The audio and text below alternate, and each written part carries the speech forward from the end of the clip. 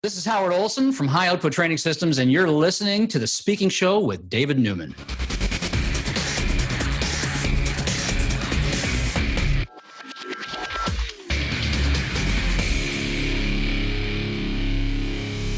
Howard Olsen, the man, the myth, the legend. Welcome to the show. Come on. Hey, David, we've been friends for such a long time. We've known each other a long time. It's an honor just to be here with you. So thanks for having me on. I'm going to plug you right out of the gate. People need to go to high-output.com because you are the high output guy. The first question I have for you, Howard, obviously you've dedicated the last 15 years to high output sales success, high output outcomes, developing high output sales teams. Opposite of that is low output. What are some low output habits that your salespeople, maybe even some of our speaker and consultant friends, of course, because we're all professional salespeople, what are some low output values or behaviors or characteristics? Well, actually, the name high output, there's a couple allegories. I mean, first of all, my name is Howard Olsen. And I didn't even realize when I put this together that the initials HO in high output are the same initials as Howard Olsen. It actually comes from a nickname my very first sales manager 30 years ago gave me. He looked at me one day and he said, you really are high output. And that just kind of stuck in the back of my head outside of my consciousness. But now that I'm in the training space and people say, I love the name high output. I said, yeah, but if you do this right, it's low input, high output. Listen, when you know what you're doing and you can have a managed conversation, then there is no pressure and there is no friction around this whole issue of selling at all. It's about a good conversation between two or more people, two or more stakeholders. And so, what are some of the low input things you can do? I said, listen, it's about mental preparation, how you prepare yourself to engage in a conversation with your prospective client. And when you can do that and just know where you want to go with the conversation and have some structure around that, then the conversation, listen, think about this. The reason why we have boundaries on a ski hill is because you can actually have more fun on that ski hill knowing where the danger zone is. And then you can do whatever you want inside of that. So I tell my clients the same thing. I said, listen, when it comes to sales training, I'm going to give you some structure. Because with that structure, you're free to move within it. And now you've got full liberation to go off and you can actually be productive. And so for me, the low input stuff is just understanding what that structure is so that you can have a better conversation and produce the outcomes for your business and your clients simultaneously. And that's kind of really where I come from. So giving a structure, understanding how this thing unfolds. I love that. That is a very, very insightful thing. And when you said low input, high output, obviously the term leverage comes to mind, right? That's exactly what it is. We're doing fewer things. We're doing smarter things. We're doing those fewer things better with higher intent. Before we started our conversation, before we started rolling, you told me that the two most important things at every stage and phase of the sales process is trust and relevance. I'd love to dig into that. Yeah, well, it's amazing. I just actually literally just moments ago, I just came back from a meeting with a brand new client and our conversation was centered around this very thing. I said, I just want you to understand what's going on right here. I said, you and I both know that you're about to hire me. Everything in this room is right. And she smiled and she had to laugh. I said, because we've had a great conversation and you understand that I understand. Now, listen, for you, anybody who's listening right now, I want you to listen to this choice of words because there's a bigger idea behind it. It comes back to this whole trust and relevance thing. Because I know that you understand that I understand. That's the magic moment for a client. When they understand that you understand where they're coming from is the minute they begin to trust. And the reason why they trust is because your understanding of their unique situation and the outcome that they're looking for has just built relevance. And through that relevance, you've established trust. And the minute you got those two ingredients in, so everything is about trust and relevance, trust and relevance, trust and relevance, And so in my world, I spend a lot of time working with entrepreneurs and sales teams, but speakers and trainers and coaches and consultants are just entrepreneurs. It's a business, okay? It's a business, it's a practice, where we are providing the outcomes that the client is looking for. But all too often, the problem is, the client picks up the phone or maybe we reach out, whatever your marketing mix of activities happens to be. At some eventuality, the client says, well, what do you got for me? Or how are you going to help me? Or what can you do for me? And we begin to answer that question. The problem with answering that question is we are now addressing a need that we don't even understand yet. If you want to be relevant, you have to understand what it is that the client is specifically looking for before you can begin to articulate what your solution to it is. Now, I might have the same keynote, and I mean, I don't give exactly the same keynote ever twice. Some of the ingredients are the same, the structure, some of the stories and the allegories, but the way that we translate it into the environment of that client will always be different. But, from a holistic perspective, it's the same content, but it's always adapted uniquely to what that client had told me in the pre-meeting, pre-engagement interviews that we had been doing with them. And that's how you get relevant to them. But, so I want to tell you a little story. So this very client that I met this morning, my first conversation with him was a week ago. And this is, by the way, how this podcast that we're doing together got started. I read one of your posts. I love your post, by the way. And I read one of your posts, and it was all around the issue of sales. And what do you do when the issue of price comes up at the beginning of the conversation? I said, oh, David. I said, that's when I wrote to him. I said, David, listen, I know a lot about this. Let me contribute to this discussion. He said, all right, let's do a podcast. That last Wednesday, so exactly a week ago, my phone rings. It's about 4:00 in the afternoon. A lady called. I never met her before. Said, listen, we've heard about you, and last week you became highly recommended. We're thinking about doing this sales conference, but we're a small team. How much? I just said to her, I said, I said, there are lots of ingredients that go into calculating a price and a fee. And of course, I know what my pricing structure is. I know what the fee structure is. But I also know that if I start quoting numbers before I actually get them, now catch this, if I start quoting numbers before they have an opportunity to articulate to me what their specific challenges are, then I've put myself into the realm of commodity, and they're just comparing dollars against dollars. And so I said, listen, there's lots of ingredients that go into calculating price and fee. What I might suggest, we're both here. I happen to live in Vancouver. I said, you happen to be in Vancouver. I'm in Vancouver. I said, why don't you have time next week? Could we get together, sit down, have a chat, make sure that I'm the ideal fit for what you're looking for? And then we can figure out, how to price this thing appropriately for you. Now, in the back of my mind, I already know what the price is roughly going to be, but I don't share that with them yet.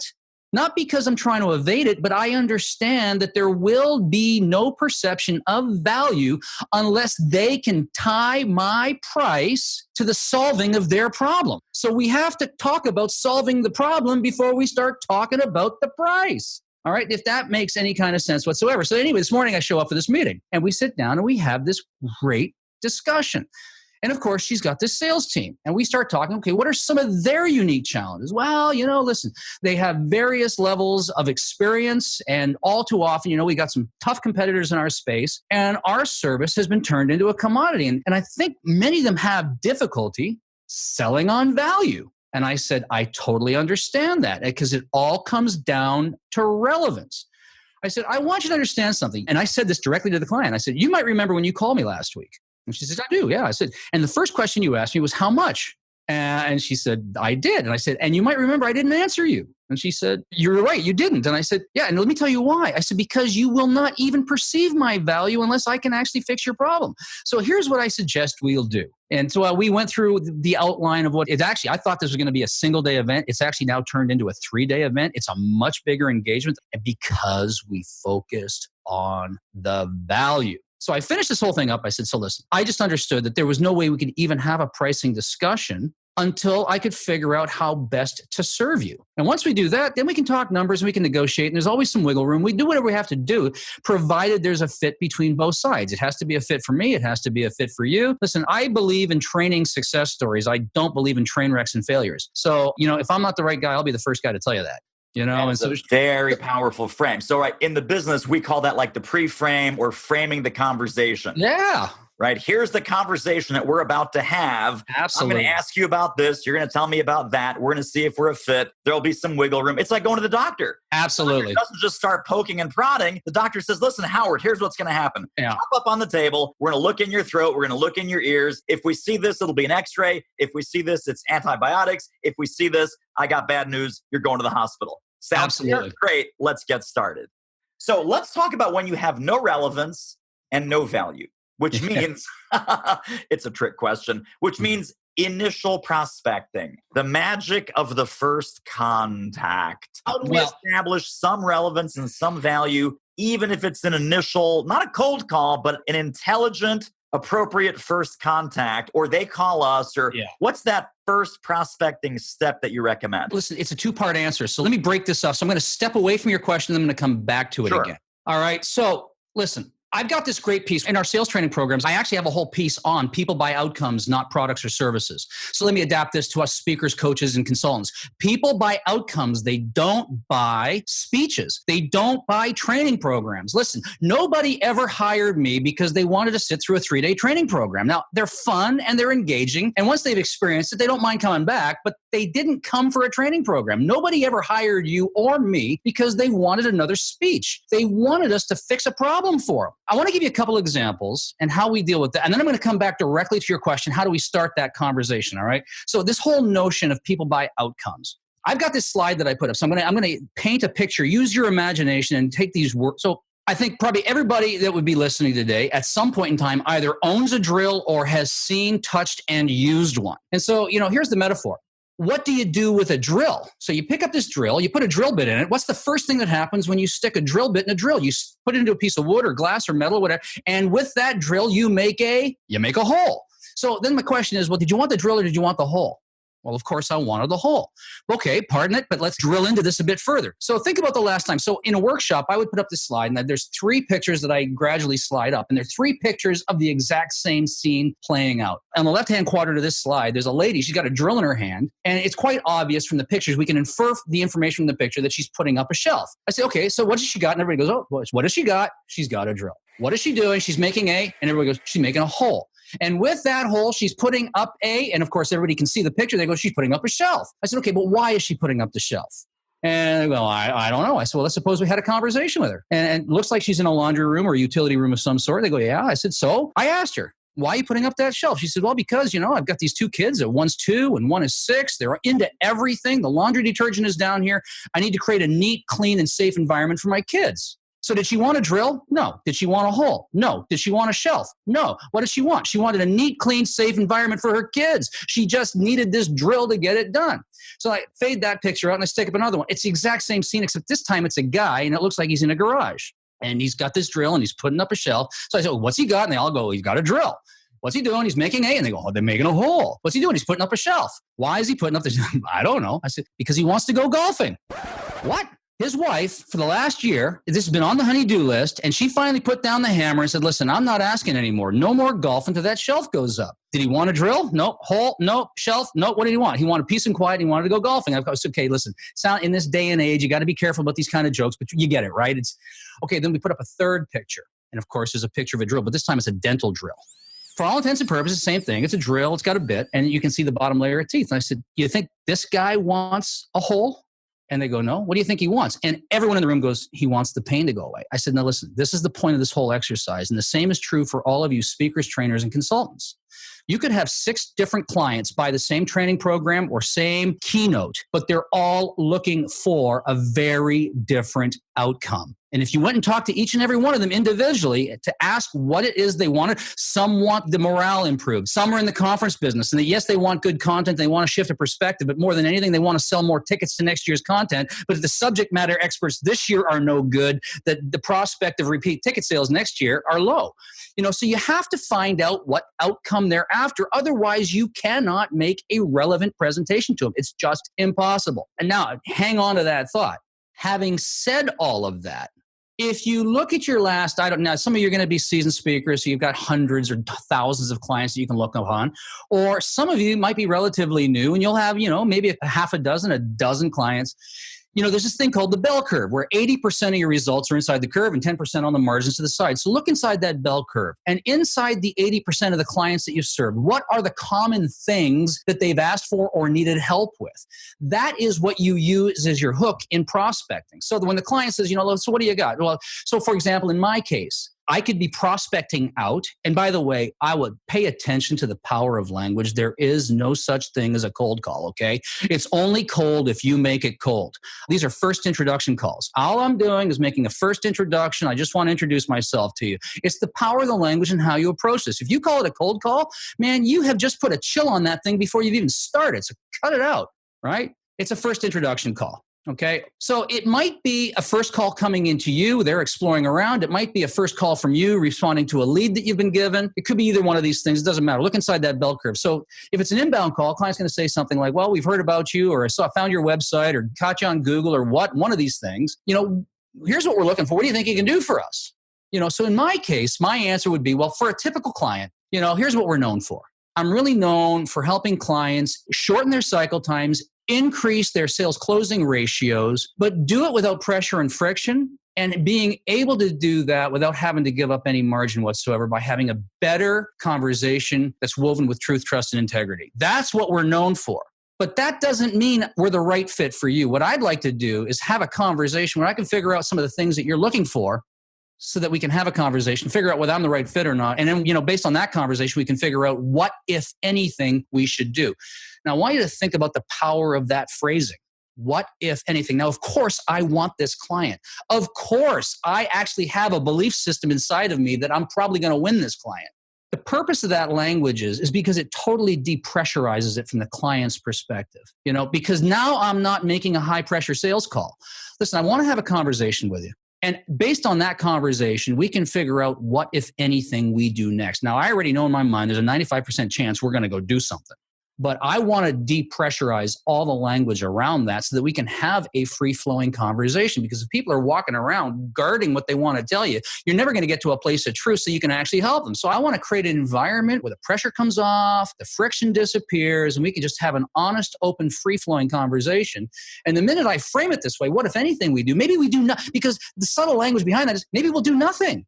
Because if it's not right, I don't want to be part of it and you don't want to be part of it. And I've said all of that without even saying it. And now it's like this, okay, it's a nice conversation. So you got to figure out what's inside the bell curve. What are the things that you're known for? What are the problems that you have typically solved? So if I'm making an outbound, let's flip it around. On an outbound sales call, I'll call the sales director, the vice president of sales, or the director of business development, or one of those, or maybe even the CEO, depending on the company.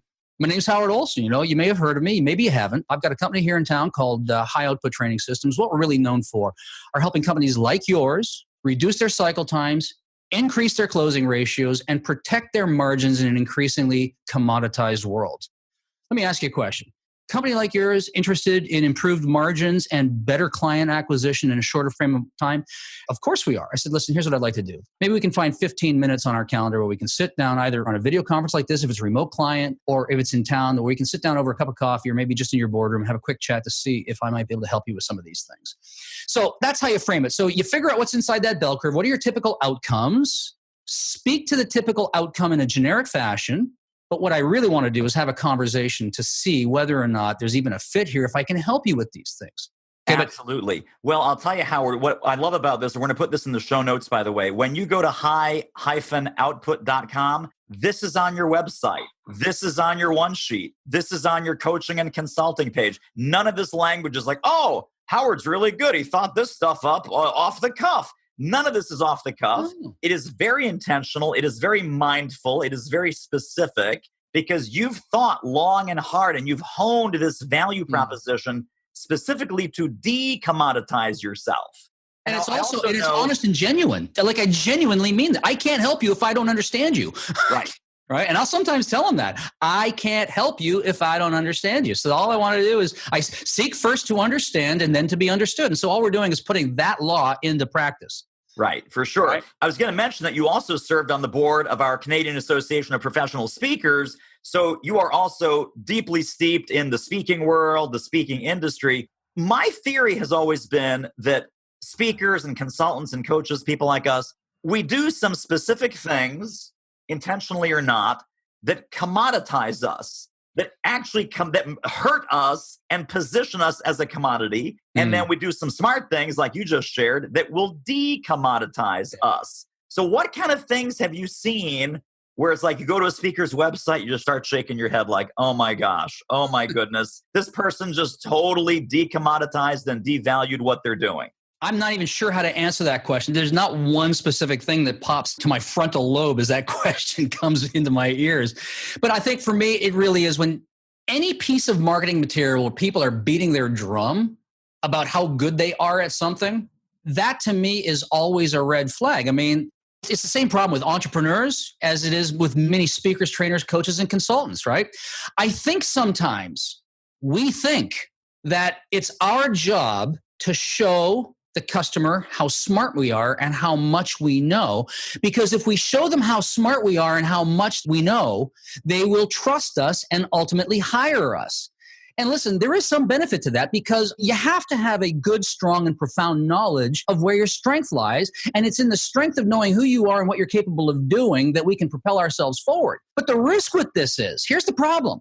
The biggest problem with that is that when we think that the thing that we know is the only thing we need to know, that's when we run the risk of becoming irrelevant with the client because we have not spent any time at all talking about how we take this body of knowledge that we have and adapting it to their environment to make it relevant for them to fix their problem. And that's the problem with trying to show off how smart you are. Now, of course, on game day, okay, when it's time to present, when you're either doing your speech or your training or whatever it is that you're doing, now it's time to show off your skill set. But in the negotiation sessions, in the act of being engaged, of acquiring the engagement, getting booked, that is the time when you need to come in. And listen, it's very important. There's a big difference between arrogance and humility and confidence. Confidence and humility need to coexist. So I'm confident in what I can do. You need to be confident in what you can do.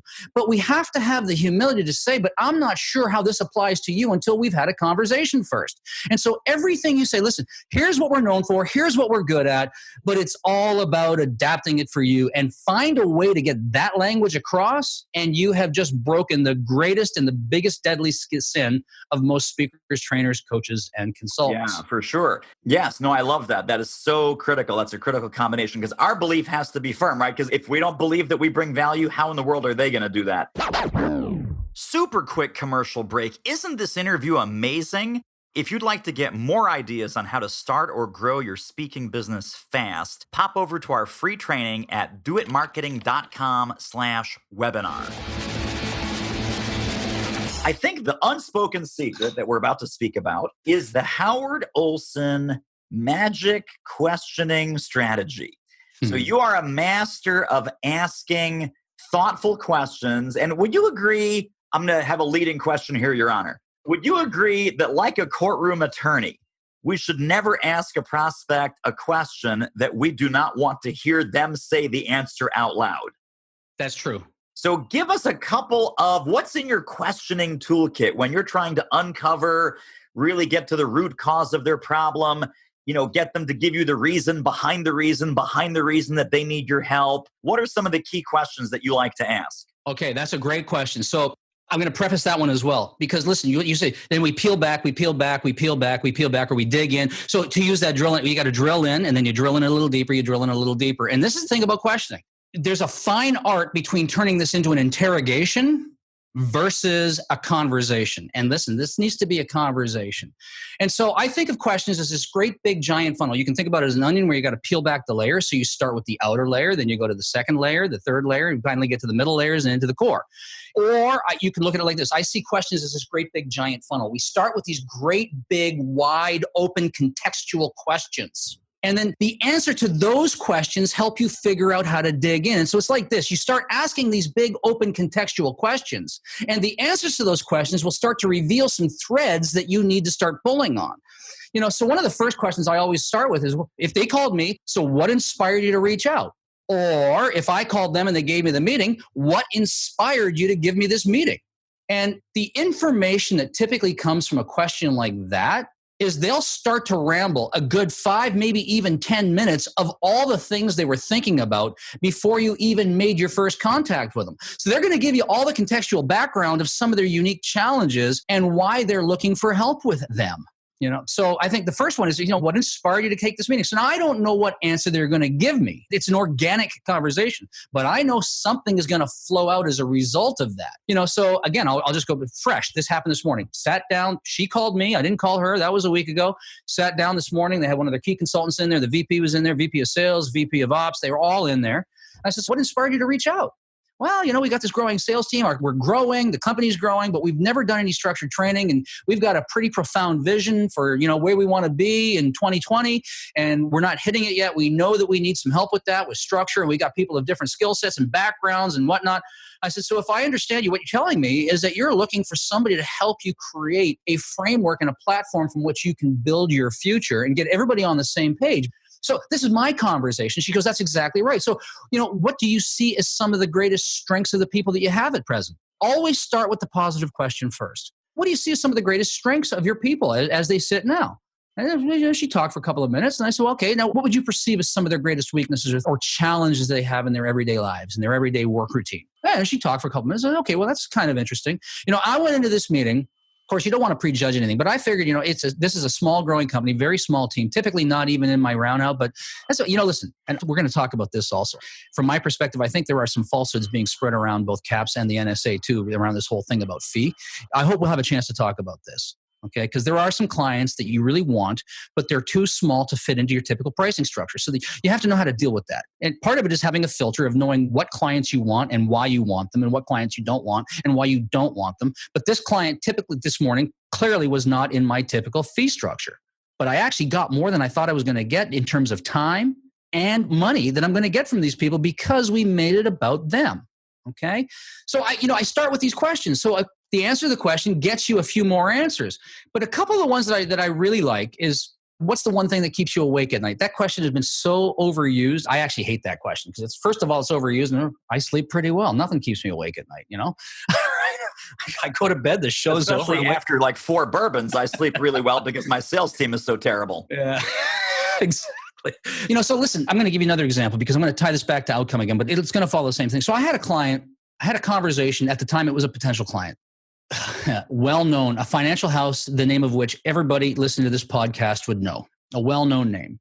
Anyway, I got the call, flew over to see them, and conversation begins to unfold. And I thought they were looking, they wanted to do a sales conference. Well, they wanted to do a sales conference. So I began with, what inspired you to give me a call? Well, you came recommended and we've heard good things about you. We've been thinking about you for a couple of years and we finally decided it was time to reach out. Awesome. Well, that's great. So what are some of the things that inspired you to reach out to me? What are some of the preconceptions you had about what I might be able to do? And in that, I'm starting to get insights about some of the things that they may be looking for at this conference. So then I said, well, listen, you're a known entity. How long have you been doing this conference?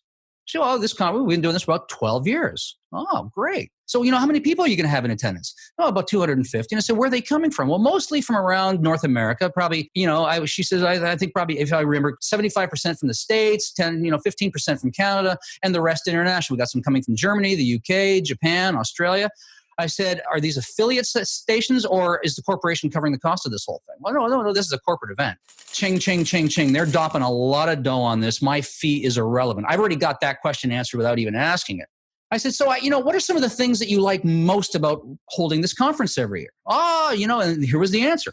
The camaraderie, the teamwork, the synergy that we're able to create by getting these people together. I said, may I ask, what are some of the things that you dislike the most about putting these conferences together? Speakers that don't deliver what they promised.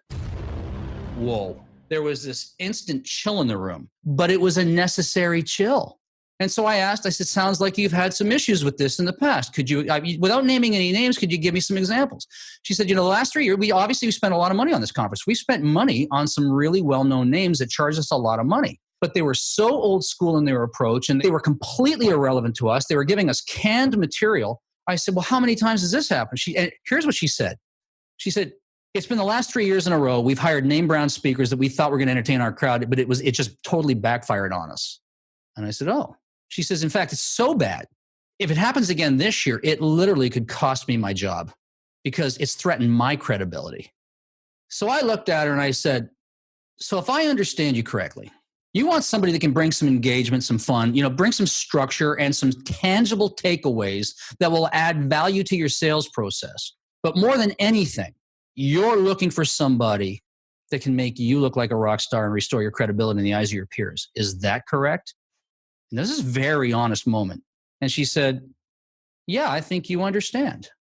Now I want you to listen to this. I want you to catch something because this ties everything together. The minute they understand that you understand is the minute their trust in you, in their eyes, goes through the roof. It's the minute your relevance to them skyrockets. Now, the second thing that happened in that very critical moment, she says, I think you understand. I didn't convince her that I understood. She convinced herself that I understood. The moment of those questions may have been a little tense, but the pressure or friction between us was non-existent. It was an honest conversation that needed to happen. And so this is how, one, you deliver on out, because now I understood the outcome she wanted. I had 2 jobs to do when it became performance day. One was edify her, and two was add value to the audience. I had two very specific jobs. And she understood that I understood that without us ever having to explicitly or overtly talk about how I was going to accomplish that. People buy outcomes. If I didn't have that line of questioning, what do you like most about organizing these things? So generically speaking, now we're all in different businesses. So generically speaking, what do you like most about how you're doing it now? What do you like most about how, you've typically done this? What do you like least about it? And I love this. And I've been doing this even in my corporate sales career. And we can talk about what my background is. I mean, I wasn't always in the sales training business. I was running global sales teams for many, many years. And eventuality, I was, close your eyes for a second. I said, listen, I'm going to sit on this side of the desk. I'm not going to jump across or do anything funny to you because I want you to open up your imagination. Just close your eyes for a second. Okay, when you think about how you deal with your current suppliers, all of them, the good, the bad, and the ugly, all of them in general sense, what is the one thing you would change if you could or had the power to change the way you dealt with a supplier like us? And they may say, well, nothing. But often something profound will come out of them. And when that profound statement comes out of them, they've just given you the key to unlocking the sale and in terms of the specific thing you want to key in on.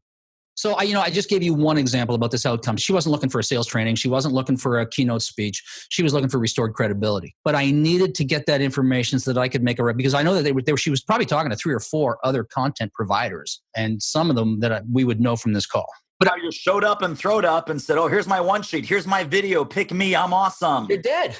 Then you're dead. But this is how you have a meaningful conversation. Listen, so everybody says it's not about you. It's not about you. It's about them. It's true, but we're missing the missing ingredient. It is about you. It's about you making it all about them. Let me say this again. It's all about you making it all about them, because here's what happens. When you make it about them, they see that you made it about them. So you are an integral piece of this. And when they see that you've done this, you've liberated their thinking, that you facilitated this discussion, their trust in you goes through the roof. Totally fantastic. Well, we could go on for hours. I know you want to talk about fees, and it sounds like you've got a flexible and responsive interpretation of fee integrity. Yeah. It's not the fee is the fee is the fee is the fee. No. So let's talk about fees, and then we'll wrap it up with some words of wisdom and some resources and how folks can stay connected to you. Let's talk about fees. What's your philosophy there? Generally speaking, I know what my client in the sweet spot is. I know what my sweet spot client is in terms of number of people, size of engagement, all the rest of that. I got a fee for that, and it's pretty non-negotiable. So around that, I would say, listen, you don't discount your fee, you add value. I'm going to use some hypothetical numbers here. But let's just say that, my sweet customer is a $10 million enterprise that's trying to go to 50. Right? I'm not serving the Fortune 5. I get some Fortune 5 engagements. I love Fortune 5 engagements. They're very low friction. It's an easy sell. But let's just say that my sweet spot is the 10 million that wants to go to 50, or the 20 that wants to get to 50, or the 5 that wants to go to 10. That's my sweet spot. And I know that they typically, if it's a keynote, it's probably at a bigger conference anyway, so they're not hiring me for a keynote. They might hire me for a sales meeting. They might bring me in for a day, 2-day, or foundational training. So I know what that is. I know what my fee structure for that is. There's very little wiggle room. I tell them what the fee is, and they go, that's a lot of money. And I say, well, yes, it is, and no, it isn't. Okay. And I'm going to teach you how to articulate this too, because there are 2 very dirty words in selling related to price that you must never word. 2 very dirty C words, in fact: cost and contract. Cost has a negative connotation to it.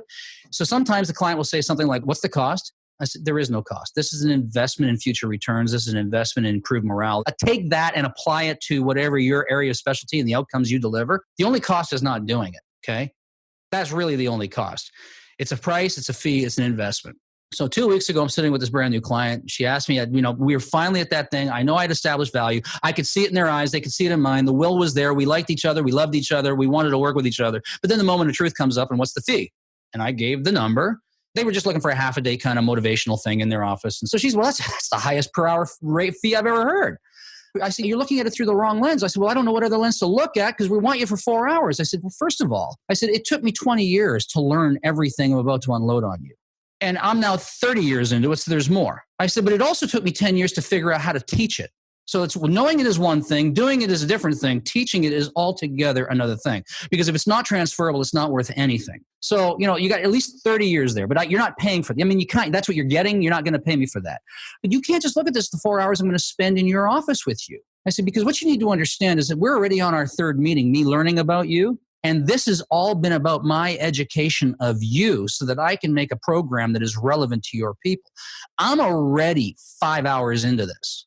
And the minute you tell me that you want to go forward on this, I'm going to spend at least another week dovetailing, adapting, interviewing your people, right? And then I'm going to think about it. I'm going to dream about it. I'm going to sleep about it. It's going to be in me. And no other client is going to get my attention until I finish delivering for you what I've promised to deliver for you so that it's highly relevant and totally customized for you. And then I'm going to show up here for 4 hours and I'm going to knock it out of the park. But when I'm done, I'm going to be spent, and it's going to take me at least a couple of days to recover. And I'm not just here for 4 hours because I got my travel time in and I got my travel time back out. So it's a full day anyway. I said, so, listen, by the time we're done with this, you've got me for almost 3 solid weeks. I think I'm probably the best deal that's ever walked in your front door. And she looked at me and she smiled and she said, I'm sorry. And so you have to be confident that you add value. And, my words and my style will work for me. I'm genuine with it. And I've got this relationship. So let's go back to this whole dichotomy between who your sweet spot client is and maybe not a sweet spot client, but you want the business. Instead of talking about fees and whatnot, I'm just going to put a stupid number on the table. So let's just say that my fee would be $30,000 to come in for a training program. Okay. And a typical client in my sweet spot would have no problem paying for that because, they understand the value they're going to get for it. If I can empower their sales team to go and generate results, they pay me once, they've got an ROI in less than a month. So I can justify that number. Now, I'm not saying that that's my number. I'm just saying, let's just say that that's the number. But then I get a client who calls me up like the one I just finished up with this morning. They're a young upstart company. They have 3 sales reps. Okay, 3 sales reps who are external, 1 prospector who does nothing but lead gen for the company, and 2 internal business development reps who are just doing external calls for the add-on sale to their clients into service. So 5 people. There's no way that a company with 5 people is going to pay me $30,000 to show up for a day. It's not in their budget. It's not within the realm of their possibility, and it's not reasonable to accept that. But I know that this company is a fast growth company. I know that this company has influence in the market. I know the consultants they're attached to. Of course, I want this piece of business, but I'm not going to do it for nothing.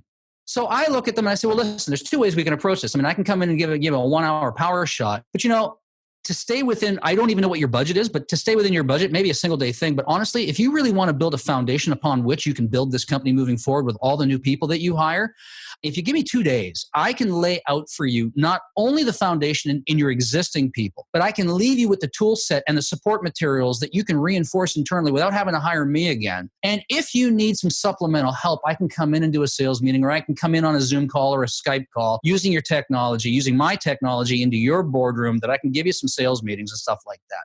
So to me, this is a highly valuable client. I look at this person and I say, well, listen, I tell you what, my normal rate for a 2-day training program would be X. I know that there's no way you could afford it. It's not even within the realm of possibility. And, you're probably not even going to be ready for something like that for several years down the pike.